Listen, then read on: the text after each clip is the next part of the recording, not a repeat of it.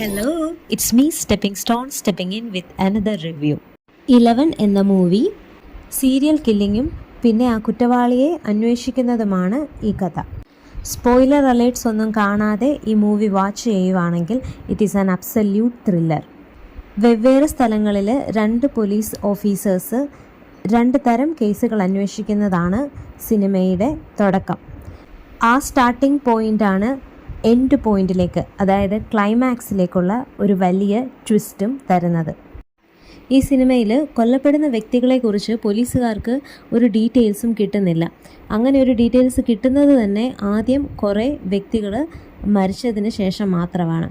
പിന്നെ ആ ഡീറ്റെയിൽസ് കിട്ടിയതിന് ശേഷം ആ കഥ എങ്ങനെ പുരോഗമിക്കുന്നു, പിന്നെ അതൊരു ഫാസ്റ്റ് പേസിൽ തന്നെയാണ് മൂവ് ആകുന്നതും.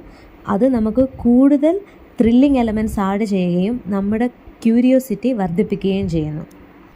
ഈ സിനിമയിലെ വില്ലൻ കഥാപാത്രമായ ബെഞ്ചമിൻ്റെ പാസ്റ്റ് ലൈഫും പ്രേക്ഷകരെ വളരെയധികം സ്വാധീനിക്കുന്ന ഒന്നായിരിക്കും. അത് കണ്ടു കഴിയുമ്പോൾ നമുക്ക് ഭയങ്കര ടച്ചിങ് ആയിരിക്കും ആ സീനുകളും അതിൻ്റെ ആ ഒരു കഥയും.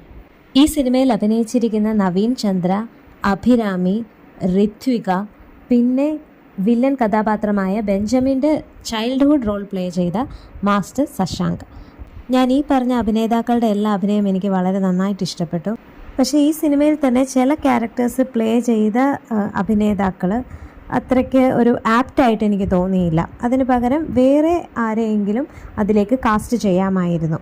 അങ്ങനത്തെ ഒരു കാസ്റ്റിംഗ് ഇഷ്യൂ മാറ്റി നിർത്തിയാൽ ഈ സിനിമ വളരെ ഒരു എൻഗേജിങ് ത്രില്ലറാണ്. എൻഗേജിങ് മാത്രമല്ല, ഇതൊരു സസ്പെൻസ് ത്രില്ലറും കൂടെയാണ്. നമ്മുടെ വില്ലൻ കഥാപാത്രമായ ബെഞ്ചമിന് പ്ലാൻ എയും ബിയും മാത്രമല്ല, ഒരു പ്ലാൻ സിയും കൂടെ ഉണ്ട്.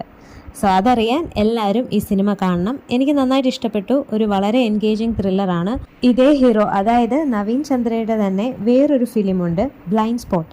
അതും വളരെ നല്ലൊരു ഗ്രിപ്പിംഗ് മേർഡർ മിസ്റ്ററിയാണ്.